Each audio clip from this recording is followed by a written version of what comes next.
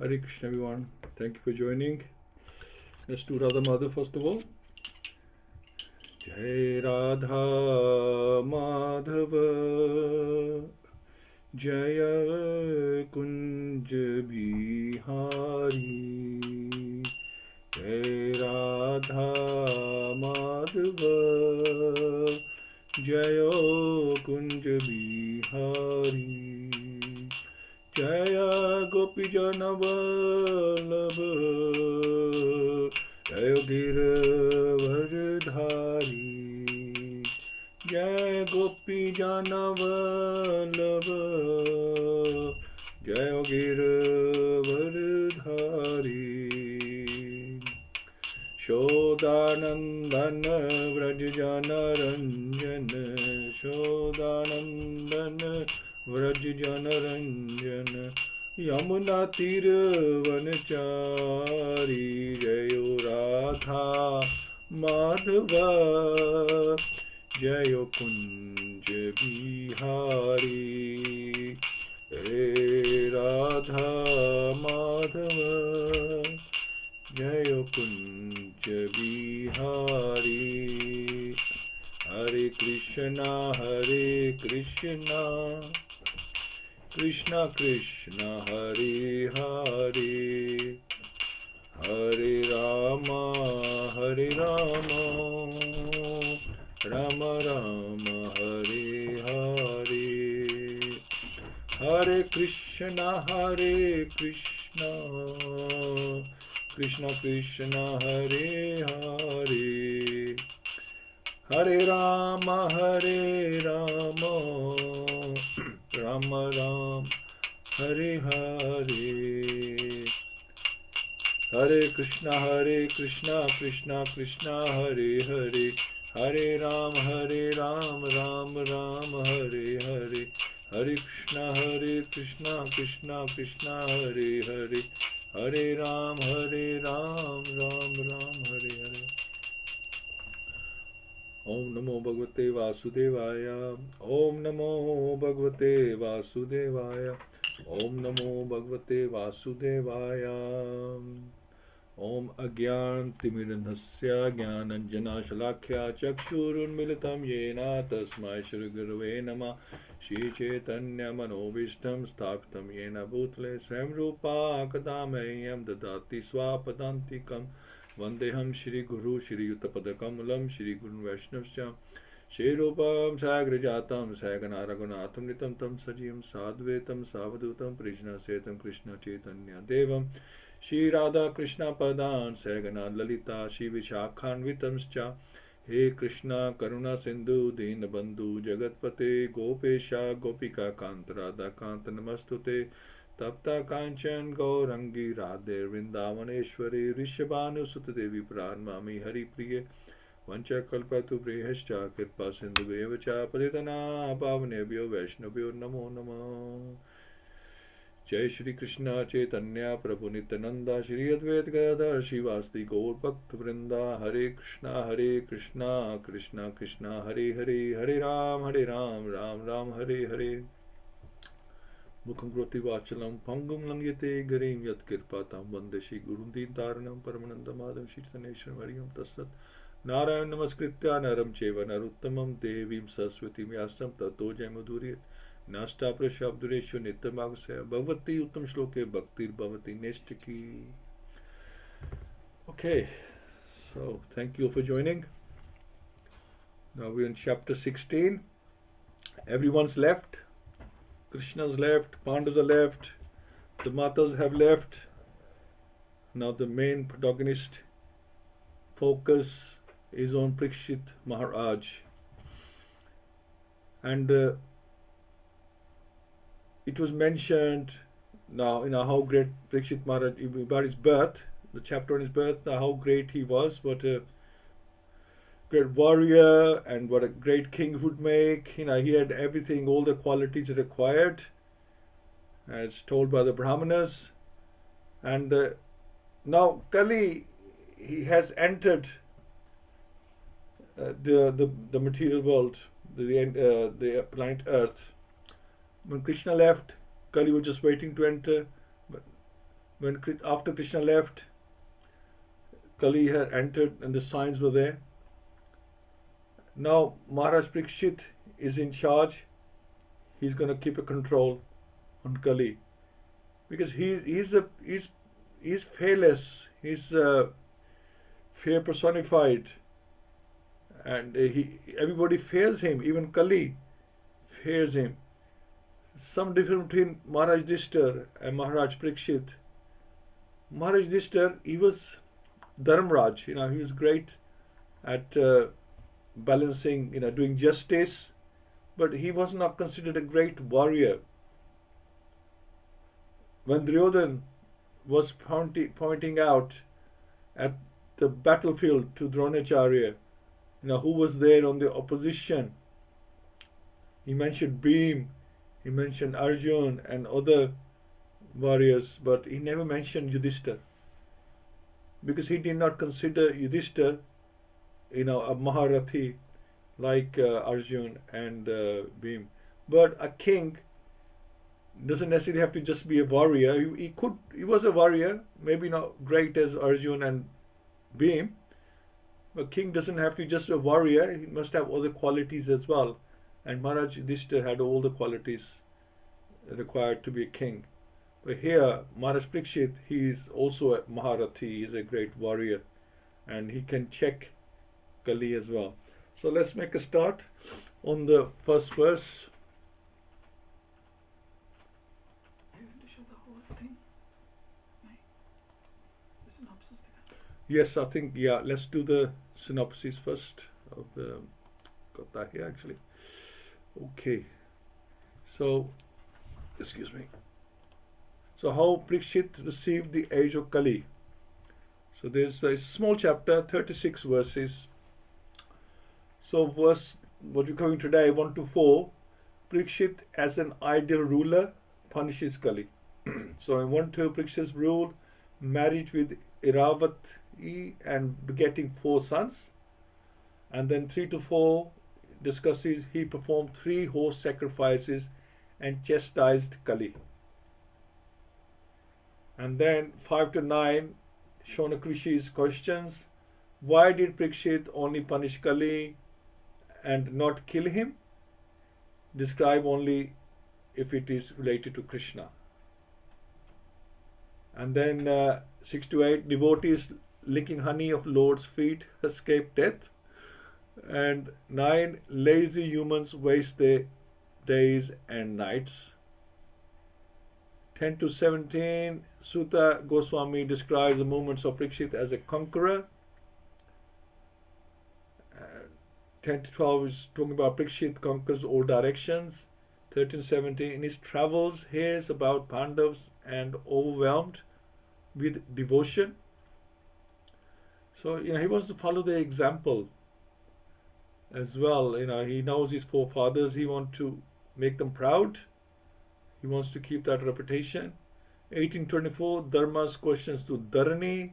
Are you lamenting for a friend, me, yourself, demigods, livings, women, children, goddess of learning, brahmanas, kings or for Lord's absence? So we'll find out what that means.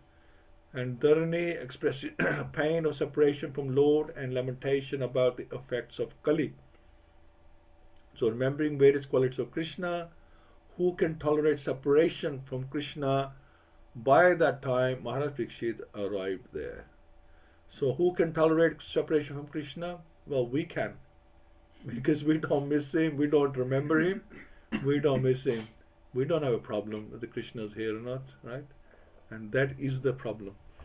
Okay.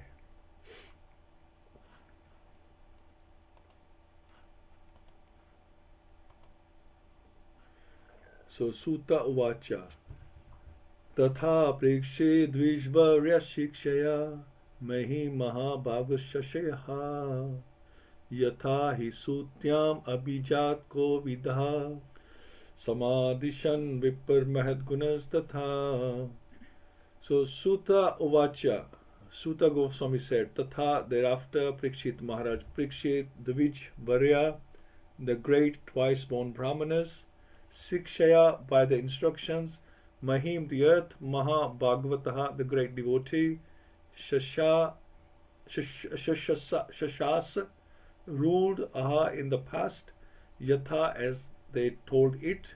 He certainly Sutyam at the time of his birth, Abhijat Kovidaha, expert astrologers at the time of birth, Samadhishan gave the opinions, Vipar, O Brahmanas, Mahat Guna, great qualities, Tatha, true to that. So Suta Goswami said, O learned Brahmins, Maharaj Parikshit then began to rule over the world, is an emperor, as a great devotee of the Lord under the instructions of the best of the twice-born Brahmanas. He ruled by those great qualities which were foretold by expert astrologers at the time of his birth. So whatever they predicted, his reputation was exactly like that. At that time of Maharaj Parikshit's birth, the expert astrologer Brahmanas foretold some of his qualities. Maharaj Parikshit developed all those qualities, being a great devotee of the Lord. The real qualification is to become a devotee of the Lord, and gradually all the good qualities worthy of possession develop. So Krishna has all the qualities. If we stay in association of Krishna, if we become attached to him, we will automatically get those qualities as well. That's the power of association. If you associate with the wrong kind of people, you will get their qualities. Then why not associate with Krishna? And that law follows, the rule follows there as well, and get his qualities instead. Maharaj Parikshit was a Mahabhagavat, or a first-class devotee, who was not only well versed in the science of devotion, but also able to convert others to become devotees by his transcendental instructions. Maharaj Parikshit was therefore a devotee of the first order, and thus he used to consult great sages and learned Brahmanas who could advise him by the Shastras how to execute the state administration. So because he was a devotee, he did everything according to the Shastras, following the instructions of the Shastras. Such great kings were more responsible than modern elected executive heads because they obliged to the great authorities by following their instructions left in the Vedic literatures. There was no need for impractical fools to enact daily a new legislative bill and to conveniently alter it again and again to serve some purpose. The rules and regulations were already set forth by great sages like Manu, Yaganvalkya, Prashar, and other liberated sages, and the enactments were all suitable for all ages in all places. Therefore, the rules and regulations were standard and without flaw or defect. I mean, we can see now what these politicians are doing, how information about the country, its economy leaked out to other people. There is really no morals or standard whatsoever. Kings like Maharaj Parikshit had their council of advisors, and all the members of the council were either great sages or Brahmins of the first order. They did not expect any salary, nor had they any necessity for such salaries. The state would get the best advice without expenditure. So voluntary service. They were themselves samdarshi, equal to everyone, both man and animal. They would not advise a king to give protection to man and instruct him to kill the poor animals. Such council members were not fools or representatives to compose a fool's paradise. They were all self-realized souls, and they knew perfectly well how all living beings in the state would be happy, both in this life, and they made sure that something was done about the next life as well, not just live for today. They were not concerned with the hedonistic philosophy of eat, drink, be merry, and enjoy, and then tomorrow will take care of itself. They were philosophers in the real sense, and they knew well what is the mission of human life under all these obligations. The advisory council of the king would give correct directions, and the king or executive head, being himself a qualified devotee of the Lord, would scrutinizingly follow them for the welfare of the state. The state in the days of Maharaj Yudhishthira or Maharaj Parikshit was a welfare state in the real sense of the term, because no one was unhappy in that state, be he man or animal. Maharaj Parikshit was an ideal king for a welfare state of the world. So, he really made his ancestors proud, and he lived by that. It's not, sometimes the next generation will tarnish their dynasty, but Maharaj Parikshit, he lived to the word, and was a perfect king. So Sutta Goswami, so just with the Shaunak Rishi and Sutta Goswami's conversation, it's mentioned that Sutta Goswami is now introducing the next personality, which is Maharaj Parikshit. We are going to be hearing his life story, about his qualities, which he has started hearing. Maharaj Parikshit was a Mahabhagavat, a king who was a great devotee. It doesn't get much better than that, which we can see. A devotee rendering his service as a king, or Rajarishi, taking advice from the Brahmanas. So Maharaj had to develop all the qualities the astrologers, Brahmanas had foretold, being a great devotee of the Lord. It's not that the person will naturally have the foretold qualities without doing anything. So some qualities will be natural, you'll be born with. Others you have to practice and develop. You're not like going to be born a great archer or a swordsman. He's going to have to practice it. The qualities have to be cultivated, have to be developed. It's important for a child to be brought up by both parents. So get the male qualities and the female qualities as well. From the father, the child develops ability of efficiency. From the mother, the child develops values. The qualities of Maharaj Parikshit were developed by his mother and those around him. You cannot bring up a child in solo, like now, single parents, or, if it happens, it happens, but, it should not be a preference. It takes a whole community to bring up a child. The whole community helps and develops the child. Also by surrounding to Krishna, you get good qualities through purification. So from Krishna, you get purification, you get the good qualities, and also the community, your other uncles and aunties and cousins, you learn from each one. You learn, they can always teach you something useful.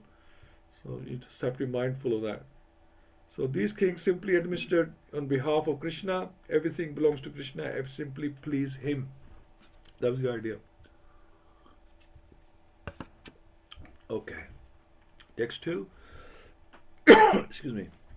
So utrasya tanyam upyem iravatim janma jaya dimash chatrus tasyam utpadayat sutan sa hi utrasya, O king,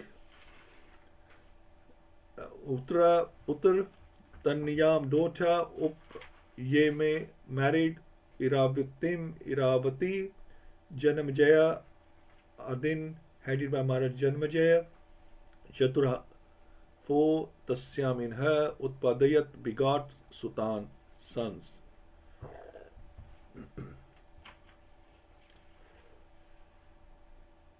King Parikshit married the daughter of King Uttar and begot 4 sons aided by Maharaj Janamjaya.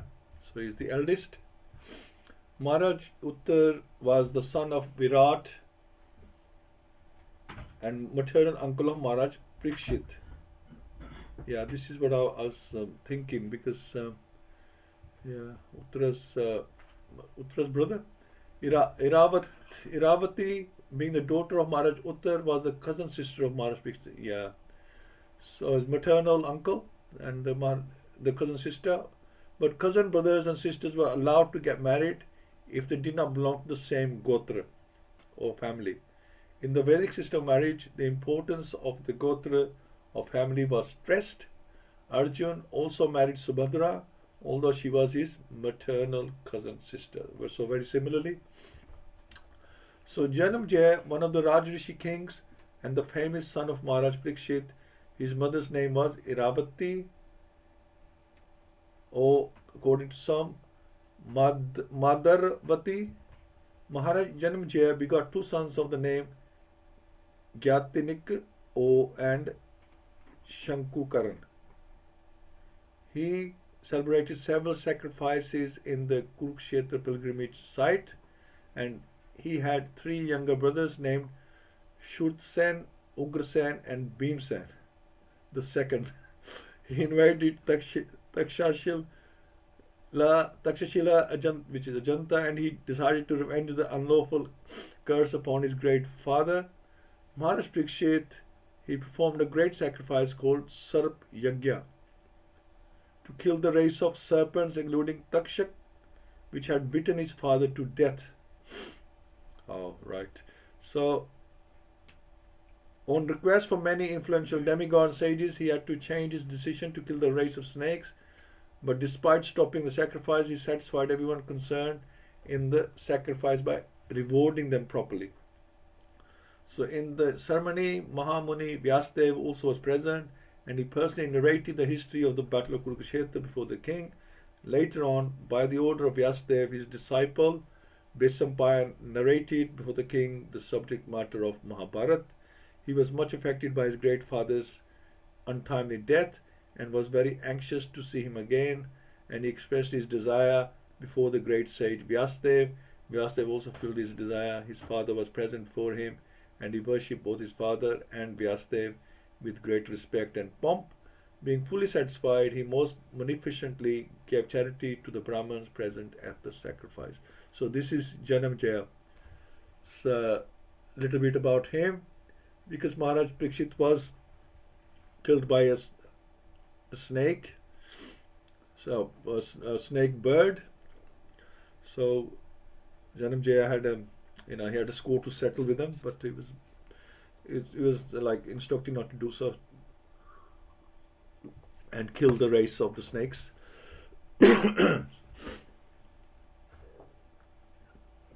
Okay. Acharya madham strin kangayam puri dakshinan shardavatam gurum kritva deva yatrakshi gochara. So Acharya performed Ashmedan, horse sacrifices, the Ashmeda sacrifice. 3 and 3, Gangayam, the bank of the Ganges, Puri, sufficiently, Dakshinan, rewards, Shardavatam, onto Kirpacharya, Guru, spiritual master, Kritva, having selected, Deva, the demigod, Yatra, wherein Akshi eyes, Gochara, within the purview. So Maharaj Parikshit, after having selected Kripacharya for guidance as his spiritual master, performed 3 horse sacrifices on the banks of the Ganges. These were executed with sufficient rewards for the attendants, and at these sacrifices even the common man could see demigods. So although Kripacharya, he fought against the Pandavas, but they kept him on the instruction of Lord Krishna, and he became the spiritual master, and now Maharaj Parikshit is also guiding him as well. So the Pandavas left Maharaj Parikshit in good hands of Kripacharya to guide him, to look after him, to cultivate him to become a great king. So Kripacharya is there to help him.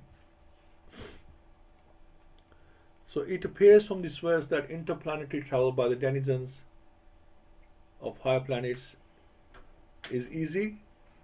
In many statements in Bhagavatam, we have observed that demigods from heaven used to visit this earth to attend sacrifices performed by influential kings and emperors. So these were executed with sufficient rewards for attendance, and at this sacrifice even the common man could see demigods. So they had all come there. So herein also we find that during the time of the horse sacrifice ceremony of Maharaj Parikshit, the demigods from other planets were visible even to the common man due to the sacrificial ceremony. The demigods are not generally visible to common men, as the Lord is not visible, but as the Lord by His godless mercy descends to be visible to the common man, Similarly, the demigods also become visible to the common by their own grace. Although celestial beings are not visible to the naked eyes of the inhabitants of this earth, it was due to the influence of Maharaj Parikshit that the demigods also agreed to be visible. The king used to spend lavishly during such sacrifices, as a cloud distributes rain. A cloud is nothing but another form of water, or in other words, the waters of the earth transform into clouds. Similarly, the charity made by the kings in such sacrifices was but another form of taxes collected from the citizens. So, just like the clouds, they collect the water and then they distribute it. Similarly, the kings, a good king would take the taxes and then use them at the time when he was needed, help people. It's not like just kept filling up his treasury. That money was there, the pot was there to help the people as well, the citizens. So the example is given. Satisfied citizen will never organize agitation against the king, and thus there was no need in changing the monarchical state. Even for a king like Maharaj Parikshit, there was no need of spiritual master for guidance. Without such guidance, one cannot make progress in spiritual life. So apart from Krishna, everyone needs somebody above them. Everyone needs a senior to guide them through their experience, through their wisdom, through their knowledge. Now we can't say that we know everything. It's always good to take advice. The spiritual master must be bona fide, and one who wants to have self-realization must approach and take shelter of a bona fide spiritual master to achieve real success. So Maharaj Parikshit, he was humble. He took guidance from the seniors. It's not like, oh, I'm a king and I don't have to listen to anyone or take advice from anyone. There has been kings like that who suited themselves for their own gratification, and then they pay the consequences later on. So by the points of Maharaj Parikshit, even the common man could see the demigods. As we said, we have been given so much guidance from Srila Prabhupada, without which we would not make progress. So our spiritual master, our guide, is Srila Prabhupada, and we're getting all this guidance and all these examples through him. So just finish on 4. Nij graha u jasa virha kalim dig vijay kavachit nirpaling dharam shudram ganantam go mithunam pada.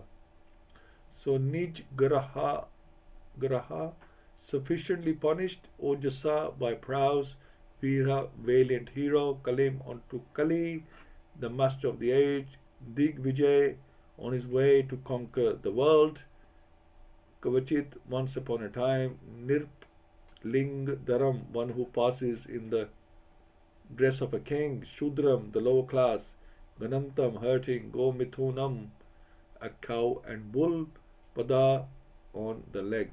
So now, once when Maharaj Parikshit, on his way to conquer the world, he saw the master of Kali Yuga, who was lower than a Shudra, disguised as a king and hurting the legs of a cow and bull.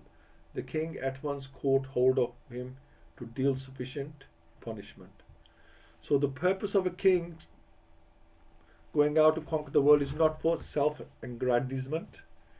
Maharaj Parikshit went out to conquer the world after his ascendance to the throne, but this was not for the purpose of aggression on other states. He was the emperor of the world, and all small states were already under his regime. His purpose in going out was to see how things were going on in terms of godly state. Right, so he just checking that everything's peaceful and there's no prevalent crime going on, and everybody's happy. So just to check. The king Being the representative of the Lord who has to execute the will of the Lord duly, there is no question of self-aggrandizement.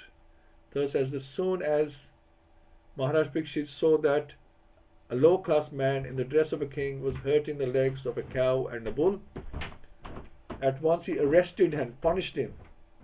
The king cannot tolerate insults to the most important animal, the cow, nor can he tolerate disrespect for the most important man, which is considered the Brahman. Human civilization means to advance the cause of Brahmanical culture and to maintain it. Cow protection is essential. There is a miracle in milk, for it contains all the necessary vitamins to sustain human physiological conditions for higher achievements. But that's if the milk is ahimsa. If nowadays they really, for the sake of profits, they squeeze the life out of the cows and try to produce milk on a very from a stressed cow. Brahmanical culture can advance only when man is educated to develop the quality of goodness, and for this there is a prime necessity of food prepared with milk, fruits and grains. Maharaj Parikshit was astonished to see that a black Shudra dressed like a ruler was mistreating a cow, the most important animal in human society. Krishna loves his cows, he loves his Brahmins, and we have to do the same. The age of Kali means mismanagement and quarrel. And the root cause of all mismanagement and quarrel is that worthless men with the modes of lower class men who have no higher ambition in life come to the helm of the state management. Such men at the post of a king are sure to first hurt the cow and the Brahmanical culture, thereby pushing all society towards hell. Maharaj Parikshit, trained as he was, got the scent of this root cause of all quarrel in the world, thus he wanted to stop it in the very beginning. So, just nip it at the bud before it gets out of hand. And it's mentioned that when unscrupulous men come in power, you can see burgers everywhere, and lack of religion. So like that, will take place, and people do come in power for their own agendas, basically, and that's what we see happening. So in the Kali Yuga, we get agents of Kali who are disguised as kings. Kali is the ruler of this age. But at the same time, Lord Chaitanya has appeared in this world and blessed this world. This blessing will continue for the next 10,000 years, luckily. So, as Ajay Gora is explaining, that Kali Yuga has really just only started, right? We're in that period where there's a transitional period from Dwapar Yuga to Kali Yuga. So we're still 5,000 years is not a big time. So we're still in that transitional phase. Also called Sandhya. It's called Sandhya. And so we still got like 200 odd years to 200 and like 49,000 years, something like that, to go. So we don't even know the word Kali Yuga yet. It will come. So this, especially now, this 10,000 years is a golden age. It's best time to take on bhakti. It's made it very easy, because it will be very, very difficult after that time. We keep taking birth again and again, and 10,000 years later, we had the chance and we missed that chance. No devotees, no. Yeah, it'll be very difficult to get into bhakti. We'll be like just trying to survive, just trying to save ourselves. It will get that bad that we're just lucky to be fed and live another day like that. Who will have time for bhakti? Who will have time to get up in the morning, do the chanting nicely, comfort over the home, and do some mangalarti, do some deity service, take some prasad. We got it. When you think about it, we got it quite comfortable. We got it quite easy, but we still cannot. The mind plays tricks, and we have other issues, and we can't even do that. It's very, very. It could not be easier what we're doing. We're at home. We're not sitting in a forest somewhere, like that, or worried about animals coming attacking us or anything. We're at home, comfortable home, our families. It's so easy to do bhakti from here, but we find that even is difficult, you know. And now with this technology, we can sit in the comfort of our own home, our own armchair, and you know we can do katha, listen to katha, talk about Krishna. Sometimes people can't even do that. They can't come on even online to listen for an hour. So you know this is the age of Kali, means mismanagement and quarrel, and we just don't have the patience for anything, the tolerance for anything. But I'm telling you, it won't get easier. It will only get harder as we go on. We're going to be stuck in this world, and it's not that because we are now in Kali Yuga, and if we live long enough, take birth again and again, and then there'll be Satyug coming up next anywhere, on the horizon. So where's the problem?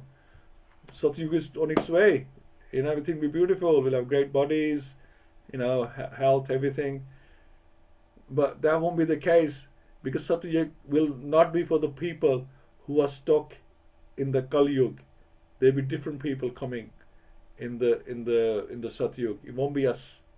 We will be transferred to another universe or another planet where Kali Yuga is going on, to continue to to trying to get out of Kali Yuga. It's not automatic that okay, no problem, you didn't make it, try again in Satyug. That won't be the case. We'll be stuck in Kali Yuga until we can get out of that. So thank you. And did we just do this? Yeah. So in the Kali Yuga, we get agents of Kali who are disguised as kings. Kali is the ruler of this age, but at the same time, Lord Chaitanya has appeared in this world and blessed this world. This blessing will continue for the next 1,000 years. Kali is also going to keep spreading his wings. So Kali is also going to work, do his job, and we have to do ours. Krishna consciousness will also be spreading for the next 1,000 years, 10,000 years. There will be battle between the agents of Kali and agents of Lord Chaitanya. Hurting the cow in the Brahmin culture is the root cause. The fiber is destroyed, the foundation is destroyed. So there you go. So Kali versus Krishna consciousness, and hopefully Krishna consciousness can win. Just stop sharing, and like to hear from yourselves. Okay. What's time now? Yeah, we'll hear from Hina Mataji, and then Pundikash Prabhu is not here, so we'll hear from Kiran Prabhu. Hare Krishna Mataji.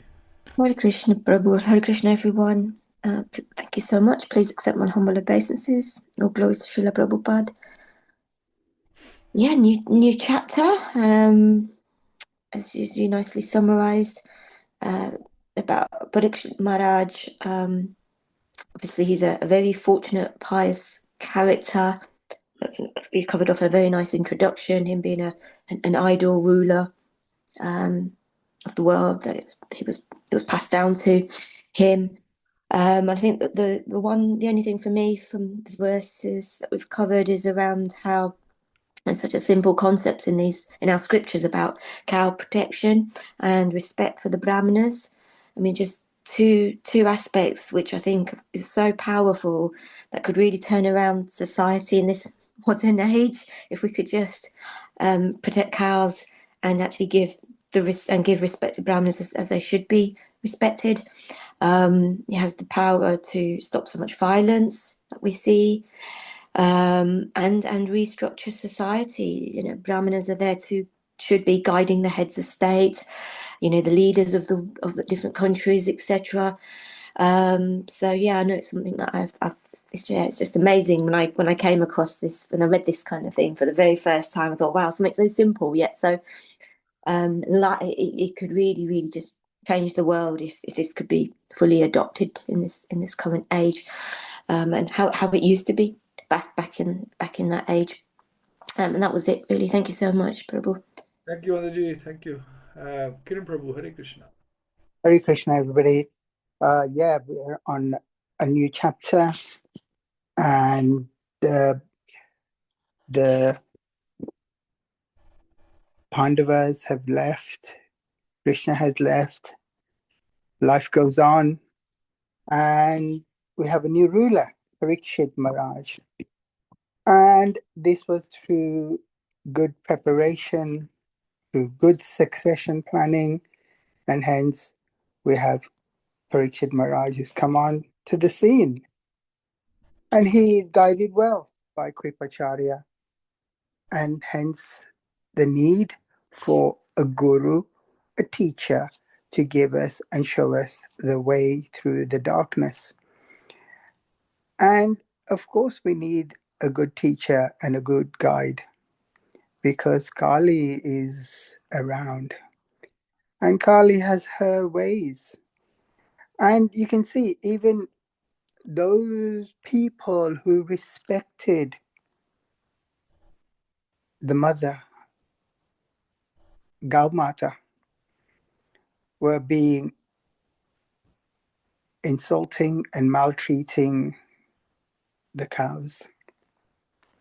Hence, it happens today. And hence, it is not unsurprising that we have difficulties in the world, because people have forgotten that to mistreat cows is disgraceful. And hence, these things will continue. But Parikshit Maharaj is here. He's here as a Mahabhagavata.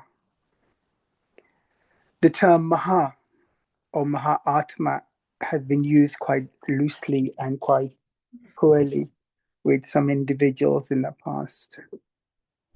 But yes, Parikshit came and he was the ideal ruler, the ideal king, who was driven by Shastric values and principles. He was given good guidance by those well-wishers who wanted the kingdom to flourish and to progress with wealth, prosperity, and well-being. Voluntary people who gave their services selflessly for information and for consultancy. They're the price of gold which is put onto it. But these are the selfless people. This is how we develop a vibrant community, the community which is nurturing and supportive, which we have now developed through the Krishna conscious movement. It's not about taking, it's about giving, sharing, and collaborating. And this is the type of society we should have, and that is the kind of individuals and people we should have in those kind of supporting cultures and environments. People give freely, wisdom given freely. You don't have to attend a big seminar for £1,000 to attain some wisdom. People are just milking it. This is priceless knowledge that we're getting because the sages gave it. They gave it through their blood, sweat, and tears, freely for our benefit, so we can God realize divinity. Hare Krishna. Hare Krishna. Thank you so much, Prabhu. Yeah, sages, they said that the brahmanas, even they're doing voluntary work, for the benefit of citizens, and then you see they're doing like the sage doing 10 or 1,000 years of yajna, because then Kali is coming, and to help the citizens again, they want to help. So yeah, think about others definitely. Okay, I think Puri Mataji is listening only today, so we'll go to Ajay Prabhu. Haribol. Hare Krishna. This last verses, it shows how things can run smoothly when you have competent leaders in charge. King Parikshit, not only can he rule in terms of administrative issues, he can also enforce the law when necessary as well. And that's the thing. I mean, these days, the law is enforced personal interest, and even then the law can't be trusted because it's man-made law. It doesn't follow the law of Krishna, and therefore people don't trust the law, and rightly so, because sometimes it doesn't make sense. It feels like it favors certain people who, you know, they have a vested interest. It's not. It doesn't feel natural. It doesn't feel right. There's lack of justice there. You see that with the treatment of the cow. Kali is able to essentially just brutalize the cow, and if it wasn't for King Parikshit, then the cow would be continually brutalized. And that's the problem, you know. I spoke about we are in a transitional period still from to Kali Yuga, and we're still in a golden age, yet you still see this, all the signs of Kali Yuga are still there. They're just not heightened as much as it could be. That's really the thing. Still, we really, as you mentioned, as mentioned before, we really need to take advantage of bhakti while we can. It won't get easier, it'll get harder. And now, especially, you know, previously, Prabhupada's teachings weren't there either. After before him, Srila Bhaktivedanta Saraswati Thakur, he did amazing work, yet it hadn't been spread to the West. Therefore, it is very much, well, this is very much the opportunity to take advantage. It is possible now for us to actually progress in bhakti and potentially go back to Godhead, or go to a universe where we can serve Krishna. It's an amazing opportunity. We need to really understand how important it is that we remember Krishna, serve Krishna. Because if you fail with the opportunity, then you have to come back again, and then you don't know next time. It could be a lot trickier. And then you continue with the cycle, and you might not get close to Krishna, might go further from Krishna. And that's how you end up with this mess where cycle of birth and death. You forget, and then you go back to some old nonsense, or you take bad association. This just drags out continuously. You need to ensure that you properly execute your bhakti, properly serve Krishna, properly serve Guru. Then things will happen the way they should happen, and that's all we all need to aim for. Hare Krishna. Hare Krishna. Yeah, thank you.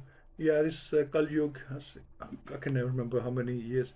It's 432,000 years. Kali Yuga, and only 5,000 have gone. So still plenty of 427,000 still to go. So it's a long, it's a long period to live in such a state again and again. Yeah, so we don't want to be here in the next. Well, we don't want to be here after this life. And if that doesn't happen, definitely get out before the 10,000 years is over, because then just imagine, like degrade so much in the 5,000 years, and this like says on transitional, and then just imagine what's going to happen later on. Okay, Radharani. Hare Krishna, everyone. My pranams to all of you. Yes, start of a new chapter, and yes, the Bhagavatam is going to unfold in front of us, and how this illustrious descendant of the Pandavas, Maharaj Parikshit, he's going to bring a sort of Ram Rajya, we can say, which was there in the Treta, in the times of Lord Ramchandra in the previous Yuga. And he's going to be another Rajrishi in this dynasty. And I think he was the last one, we can say. After that, it was the advent of Kali. And with the advent of Kali, there is Kali personifies hypocrisy. Kali personifies fighting, Kaleha, like they say in Hindi. And Kali just personifies, the outwardliness. Everybody is busy how to upkeep their body, and rarely you will hear somebody giving you the balance that you got to upkeep the body because you have to look after the soul, which is housing in this body. Body is a temple. The main deity is your soul, and with that is the localized form of Bhagwan, which is Paramatma, residing in there. And there is abundance of everything, but lack of the most important thing. slowly we are seeing that even the big universities, they are trying to have a faculty called the holistic or something to do with the soul, because they are realizing there is something higher than the bodies, and there is something which is running the whole show. So it's nice, it's that in this golden age of bhakti, which started with the coming of Lord Chaitanya, Gwara Purnima coming soon on the holy day next month, and he came to Navadvip. Krishna came to feel the mellows of his biggest bhaktas, the gopis, and among them the biggest of all of them, Srimati Radharani, and he came in the mood of that bhakta to enjoy. And actually he had to come, because whenever there is degradation of values, of whenever the irreligion shows his head, the Lord has to come, because Lord can see that nobody else can bring about the change. We all have the swadharma, the dharma for ourselves, which we have to do. We have to look after ourselves. We have to make sure that we understand about the values, why we are here, answer this burning question which is in all of us: what's the purpose of my life? And there also another dharma which is parodharma, which is towards the Lord. Lord is para. We have to have that also. So like they say, the life of bhakti, the train of bhakti runs smoothly on two tracks simultaneously. One is your spiritual master, and other is Lord. So similarly,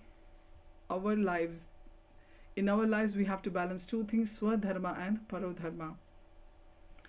And of course we have to have the guidance and the association, and we have to hear from the right sources, and then not just hear and associate, but try to imbibe all the righteousness in ourselves, because until and unless we will try, even God can't help us. God has given us everything.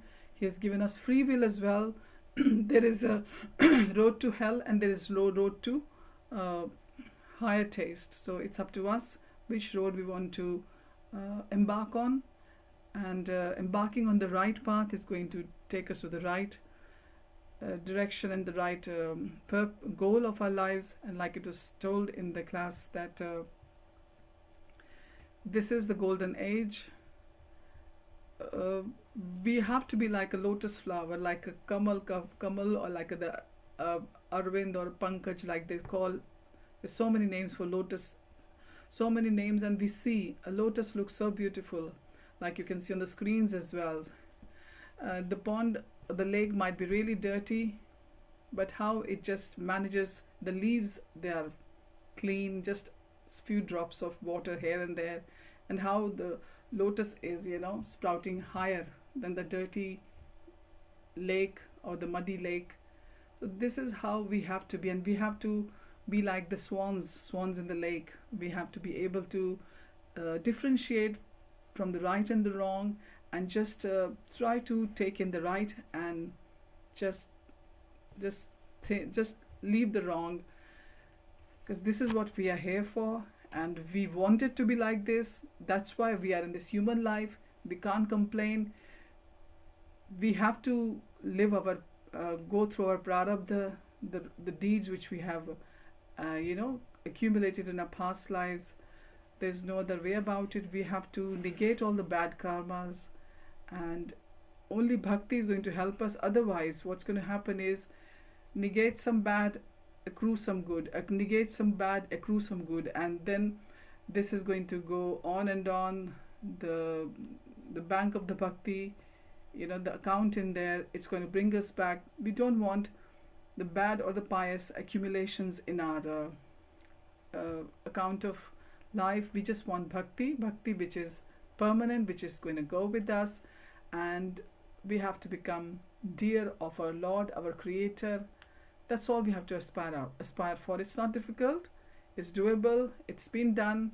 The Bhagavatam tells us that so many devotees have lived it like this, and let us aspire to be one of them. Hare Krishna. Hare Krishna. Thank you so much. Yeah, talking about Maharaj, Lord Chaitanya.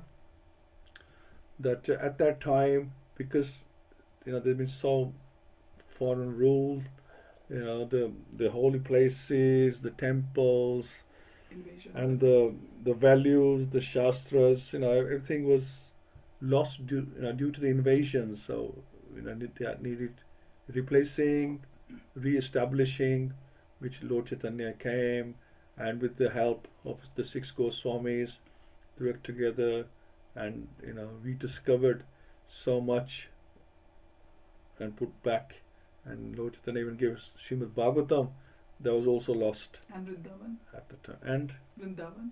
yeah, so discovered so many holy sites, and that's when Krishna comes, then he does so much. I mean, when he came as Krishna himself, gives Bhagavad-Gita, which is for everyone. Everybody can read Bhagavad-Gita, and he also re-established religion at that time and got rid of the miscreants, so his devotees could live in peace, at least for a while, and then that with time everything's devoured, whether it's knowledge or people or peacefulness, it all goes, and then he has to be re-established again and again. So thank you all so much, and we can continue this on Monday. Śrīmad Bhāgavatam ki jai, Srila Prabhupada ki jai, Gaur Premanande, Hari Hari Bol Jai. Hare Krishna, Hari Bol, thank you. Hare Krishna. Hare Krishna.